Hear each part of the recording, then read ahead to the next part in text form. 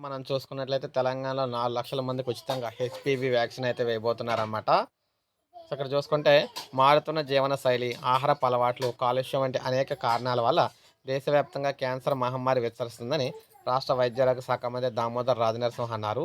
రాష్ట్రంలో ఏటా కొత్తగా 55,000-60,000 క్యాన్సర్ కేసులు నమోదవుతున్నాయని అన్నారు. గర్భాశయ, ముఖద్వార క్యాన్సర్ నివారణ కోసం రాష్ట్ర వ్యాప్తంగా 14 ఏళ్ల బాలికలకు హెచ్‌పివి మనం చూసుకుంటే హ్యూమన్ పాపిలోమా వైరస్ వ్యాక్సినేషన్ కార్యక్రమాన్ని మంత్రి ప్రారంభించారు. అయితే ఈ సందర్భంగా ఆయన మాట్లాడుతూ బాలికలకు హెచ్‌పివి వ్యాక్సిన్ కార్యక్రమం 3 నెలల పాటు కొనసాగుతుంది. ఈ వ్యాక్సిన్ తొలి నెల రోజులు ప్రభుత్వ జనరల్ ఆసుపత్రులు, ఏరియా ఆసుపత్రులు, కమ్యూనిటీ హెల్త్ సెంటర్‌లో అందుబాటులో ఉంటుంది. తర్వాత ప్రాథమిక ఆరోగ్య కేంద్రాలకు సరఫరా చేస్తాం. ప్రైవేట్ ఆసుపత్రుల్లో 3, 4 వేలు ఖర్చయ్యే ఈ వ్యాక్సిన్ రాష్ట్ర వ్యాప్తంగా దాదాపు 4,00,000 మందికి ఉచితంగా ఇవ్వబోతున్నామని తెలిపారు.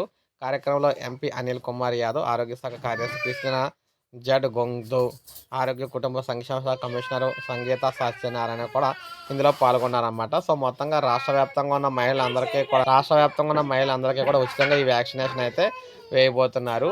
14 ఏళ్ల లోపు ఉన్న బాలికలకి అయితే వేస్తారన్నమాట. 14 సంవత్సరాల లోపు బాలికలందరికీ కూడాను. సో, ఇది మనకు అప్డేట్. ఒక లైక్ చేయండి, సబ్స్క్రైబ్ చేసుకోండి. మన ఛానల్ సబ్స్క్రైబ్ చేసుకోండి.